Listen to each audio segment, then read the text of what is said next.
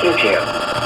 At 2:54 p.m., a severe thunderstorm was located near St. Paris, moving northeast at 35 miles an hour. Hazard, 60 miles an hour wind gusts. Jesus Christ. Source, radar indicated. Impact, expect damage to trees and power lines. Locations impacted include Urbana, Thackeray, Terre Haute, and Westville.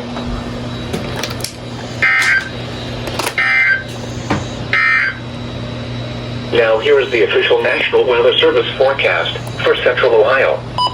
This afternoon, mostly cloudy with a slight chance of showers and thunderstorms. My goodness. Cloud with highs in the lower 90s. Southwest winds 5 to 10 miles an hour. Chance of rain 20%. Tonight, showers likely with a chance of thunderstorms in the evening. Then showers likely with a slight chance of thunderstorms after midnight. More muggy with lows in the upper 60s. Southwest wind 5 to 10 miles an hour.